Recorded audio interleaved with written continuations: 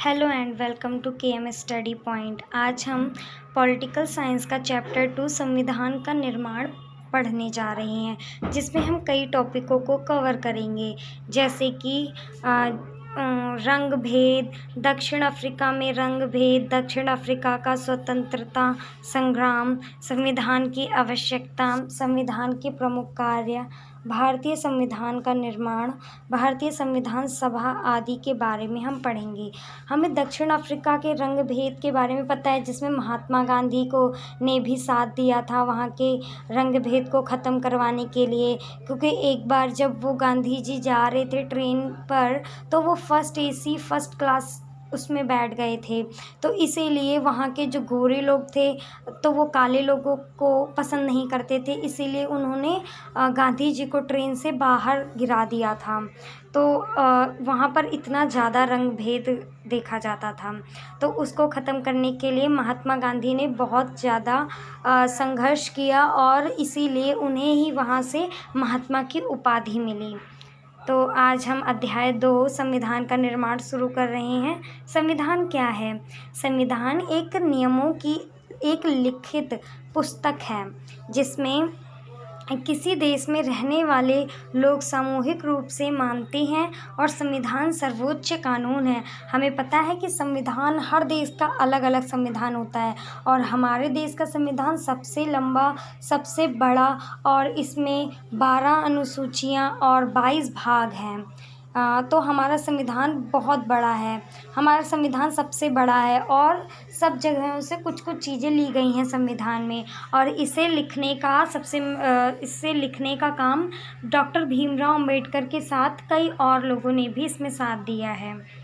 संविधान लोगों के लिए आपसी संबंध तथा लोगों और सरकार के बीच संबंध तय करता है, कि लोगों के मौलिक अधिकारों को तय करता है कि लोगों को कैसे क्या चीज़ें करनी चाहिए, लोगों के क्या क्या अधिकार होने चाहिए, लोगों को कितनी स्वतंत्रता होनी चाहिए, कितनी समानता होनी चाहिए। ये सारी चीज़ कौन तय करता है? संविधान तय करता है। सारे कानून, ये जितने भी हम कानून, ये जो हमें जेल में डाल दिया जाता है, इसके तहत जो उस पर धारा लगाई जाती है, तो ये सारी धाराएं हम कहाँ से पढ़ते हैं? ये सारी धाराएं हम संविधान की किताब से लेते हैं।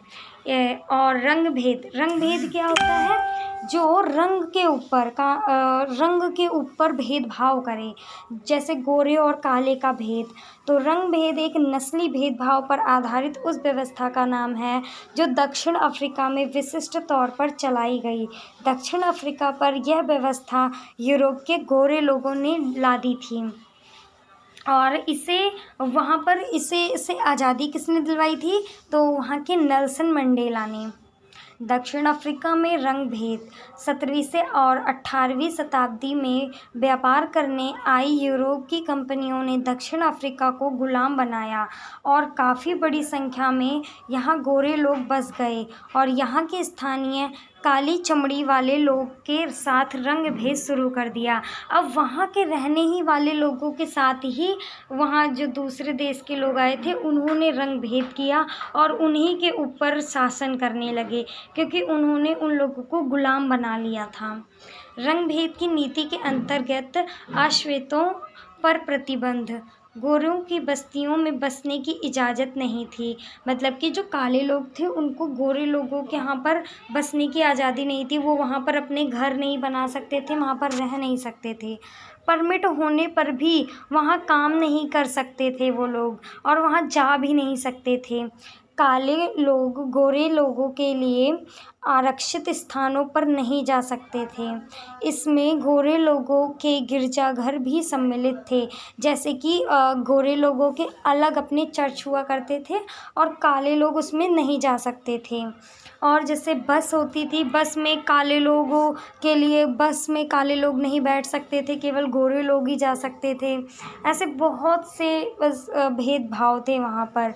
आश्वेतों मतलब कि काले लोग, जो श्वेत मतलब होता है गोरा, आश्वेत मतलब काले लोग, तो को संगठन बनाने और इस भेदभावपूर्ण व्यवहार का विरोध करने का भी अधिकार नहीं था। दक्षिण अफ्रीका का स्वतंत्र संग्राम। अब कैसे वहाँ पर संग्राम हुआ? ये स्वतंत्रता का संग्राम, उन्होंने आज़ादी पाने के लिए कौन कौन से कदम उठाए, हम उनके बारे में पढ़ेंगे। तो अफ्रीकी नेशनल कांग्रेस के झंडे तले दक्षिण अफ्रीकियों ने 1950 से ही गोरों के विरुद्ध आज़ादी की लड़ाई लड़ी। आखिरकार 26 अप्रैल 1994 को दक्षिण अफ्रीका गणराज्य का नया झंडा लहराया और यह एक लोकतांत्रिक देश बन गया। तो अब हमें ये याद करने की बात है कि उन्होंने कब शुरुआत करी, तो 1950 में उन्होंने गोरे लोगों के खिलाफ शुरुआत करी, लड़ाई की, और 26 अप्रैल 1994 में उनका देश आज़ाद हो गया और गणराज्य बन गया। उनको अपना झंडा लहराने की आज़ादी हो गई। यूरोपीय अल्पसंख्यक लोगों की सरकार स्थानीय काले लोगों पर अत्याचार करती रही। मतलब कि अल्पसंख्यक मतलब कम लोग, जिनकी संख्या कम हो। तो वहाँ पर काले लोगों की संख्या कम थी, तो इसीलिए जो गोरे लोग थे तो उनके ऊपर वो बहुत अत्याचार करते थे, उन पर, काले लोगों पर। तो दक्षिण अफ्रीका नेता नेल्सन मंडेला ने रंग भेद से चलने वाली शासन व्यवस्था के विरुद्ध आवाज़ उठाई। तो मैंने अभी जैसे बताया कि ये वहाँ के राष्ट्रपति भी बने थे। तो दक्षिण अफ्रीका को आज़ादी दिलवाने और रंग भेद के खिलाफ किसने आवाज़ उठाई, तो नेल्सन मंडेला ने। अफ्रीकी नेशनल कांग्रेस के झंडे तले गोरों के विरुद्ध मजदूर संगठन और कम्युनिस्ट पार्टी भी शामिल थी। मतलब उसमें झंडे तले जो विरुद्ध मजदूर संगठन थे उसमें कम्युनिस्ट पार्टी भी शामिल थी। 1994 में चुनाव की घोषणा की गई, जिसमें लोकप्रिय अफ्रीकी नेता नेल्सन मंडेला की जीत हुई और उन्हें स्वतंत्र दक्षिण अफ्रीका का पहला राष्ट्रपति चुना गया। नेल्सन मंडेला पर मुकदमा। नेल्सन मंडेला को जेल में भी डाला गया था, उन पर मुकदमा भी चलाया गया था, उसके बारे में पढ़ेंगे। नेल्सन मंडेला पर देशद्रोह के आधार पर मुकदमा चलाया गया। नेल्सन मंडेला को 7 अन्य नेताओं सहित 1964 में देश में रंग भेद से चलने वाली शासन व्यवस्था का विरोध करने के लिए आजीवन कारावास की सज़ा दी गई और वह 28 वर्षों तक दक्षिण अफ्रीका की सबसे भयावह जेल और रोबेन द्वीप की जेल में रहे। वो भयावह मतलब सबसे डरावनी जेल में सबसे। नेल्सन मंडेला द्वारा लिखित आत्मकथा, उनके द्वारा लिखित खुद की बायोग्राफी उन्होंने लिखी है, जिसका नाम था लॉन्ग वॉक टू फ्रीडम। ये नेल्सन मंडेला द्वारा लिखी गई थी। अफ्रीका का संविधान। अब हम अफ्रीका का संविधान पढ़ेंगे, इसके बाद हम अपने देश का संविधान पढ़ेंगे। अफ्रीका का संविधान इतिहास और भविष्य दोनों की बातें करता है। एक तरफ तो यह एक पवित्र समझौता है कि दक्षिण अफ्रीकी के रूप में हम एक दूसरे से यह वादा करते हैं कि हम अपने रंग भेजी क्रूर और दमनकारी इतिहास को फिर से दोहराने की अनुमति नहीं देंगे। मतलब कि इनका कहने का मतलब है कि ये जो काले और गोरों का जो भेद है ये दोबारा से ऐसा ना हो, इसके लिए ये लोग वादा करते हैं। यह अपने देश को इसके सभी लोगों द्वारा वास्तविक अर्थों में साझा करने का घोषणा पत्र भी है। श्वेत और अश्वेत, स्त्री और पुरुष, यह देश पूर्ण रूप से भी हम सभी का है। मतलब कि इसमें ना तो काले गोरे का भेद और ना ही स्त्री पुरुष का भेद होगा। ये जो देश है वो सबका है, ना उस काले गोरों दोनों का है, स्त्री और पुरुष सबका है। तो इसमें सबके साथ समान व्यवहार, सबको समान अधिकार, सबको स्वतंत्रता होनी चाहिए। इनके कहने का मतलब ये है।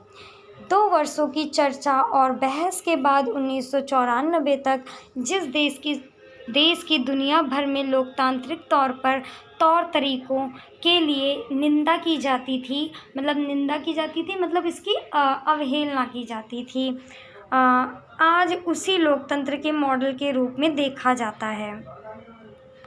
मतलब कि लोकतांत्रिक मॉडल के रूप में, मतलब जब कोई अपने देश का मॉडल बनाता है, अपने देश का संविधान बनाता है, तो वो दूसरे देश के मॉडलों को लेता है। तो इसीलिए जब भी कोई संविधान बनाता है तो वो अफ्रीका के भी मॉडल को अपनाता है। पहले इसकी सब निंदा करते थे, बुराई करते थे। और आज उसी को ही सब अपनाते हैं। तो हमें संविधान की आवश्यकता क्यों पड़ी? संविधान एक ऐसी पुस्तक है जिसमें कानून लिखे हुए हैं और लोगों को इसको कुछ भी करके मानना होता है। कोई भी लोग अगर इसकी अवहेलना करता है या इसको नहीं मानता है तो उसको जेल में डालने तक का कानून है। तो इसीलिए हमें संविधान की अगर हम किसी भी संविधान को लागू कर देंगे तो कोई भी गलत कार्य कर ही नहीं सकता, और जो कोई करता है तो उसको जेल में डाल दिया जाता है, उसे सज़ा सुना दी जाती है। तो इसीलिए हमें लोकतंत्र की आवश्यकता हुई। तो लोकतांत्रिक सरकार का निर्माण और उसके कार्य तय करने के लिए संविधान की आवश्यकता पड़ी। मतलब लोकतांत्रिक सरकार मतलब जो लोगों द्वारा चुनी गई सरकार हो, लोगों के लिए हो, जो हमने पहले अध्याय में पढ़ा था। और इसमें लोगों के कार्यों को तय किया जाए, इसलिए हमें संविधान की आवश्यकता पड़ी। सरकार के विभिन्न अंगों के अधिकार क्षेत्र तय करने के लिए, मतलब सरकार के कई कई अंग होते हैं, प्रधानमंत्री, राष्ट्रपति और बहुत सारे होते हैं, मंत्रिमंडल। तो उन लोगों के अधिकार क्षेत्र को तय करने के लिए संविधान को बनाया गया। जैसे प्रधानमंत्री की कितनी पावर होनी चाहिए, राष्ट्रपति कितनी पावर होनी चाहिए, इस तरीके से, और मुख्यमंत्री कितनी पावर होनी चाहिए।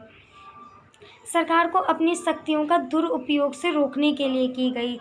कोई भी सरकार की शक्तियों पर रोक लगाने के लिए संविधान को बनाया गया कि कोई भी सरकार अपनी मनमानी ना कर सके, अपनी शक्तियों का दुरुपयोग ना कर सके, गलत उपयोग ना कर सके, इसलिए संविधान को बनाया गया। नागरिकों के अधिकारों को सुरक्षित करने के लिए जो नागरिक हैं उन्हें जो भी मौलिक अधिकार हैं वो उन्हें मिले, लोगों को स्वतंत्रता